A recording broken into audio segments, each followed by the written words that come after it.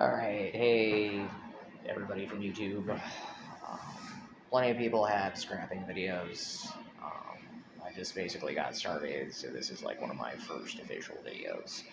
I apologize for like the footage being not absolutely perfect in relation to everything, but this is just to give you an idea of how long it takes the average scrapper to scrap. Now, I usually scrap every day for about a half an hour a day. So this is about the average haul of somebody that's really dedicated that doesn't have like a truck. Alright, so yeah. I got up this morning and decided that I was going to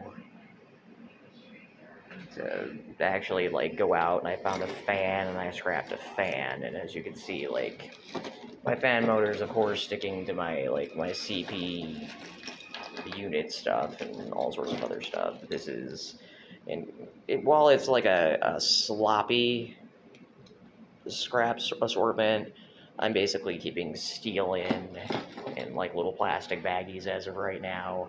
I have one of these like airtight containers that I use for most of my scrap.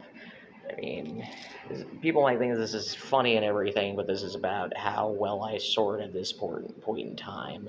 I've got like a little board, computer board chips, CPU unit chips, all sorts of things, conductors, conduit shoved into one bag, copper, of course. I actually do pretty well in finding like motors for copper. I mean, I found that gem earlier, which I already posted, and yeah, I mean, like when I have like lower grade copper and basically like lower grade ignot copper, I make sure to put it in like everything, um, and like a spooled kind of a way so that like it's usually stripped down like completely perfectly. I make sure that I keep like everything perfectly separated for like conduits, conductors, if I can. Wire, I usually am like amazingly specific when I take unstripped wire. I bundle it all together. I try to keep my Bear Bright 1 separate from my Bear Bright 2, but yeah. And then like this is just like a kind of like a junk drawer version of what it is that I've been doing. I've got like little plug odds and ends, some low level conductor boards and things like that, and basically like antennas and so on and so forth.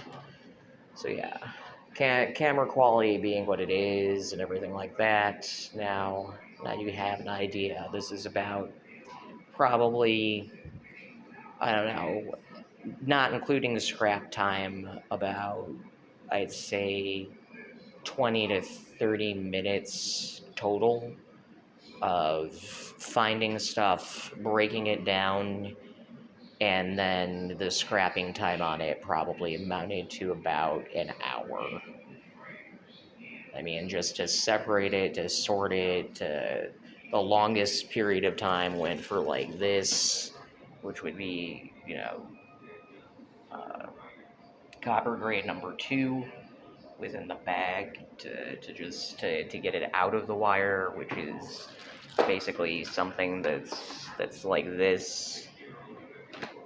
And yeah, you get a much better scrapping price with that per pound, but it took forever. Generally speaking, when I strip with Cobalt wire strippers. I use a Phillips head screwdriver, and yeah. So I, I think total what I've ended up finding all together for everything, I probably have found a total of like 3, maybe 4 motors over the course of like probably the last 2 weeks. And you have to stay up on things. Like Metal Processing Company is a place in St. Louis that a lot of people go to. And if you don't stay on top of everything, then they will. They'll try to screw you over. Now that's mentioning a name, but it's a pretty popular business, and a lot of people that scrap and recycle go there.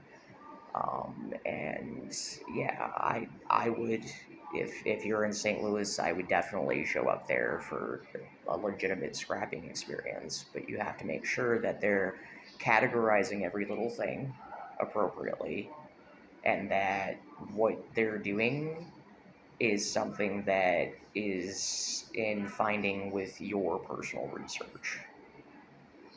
So yeah, um, just a small review on really quick and easy scrapping in St. Louis. Catch you later.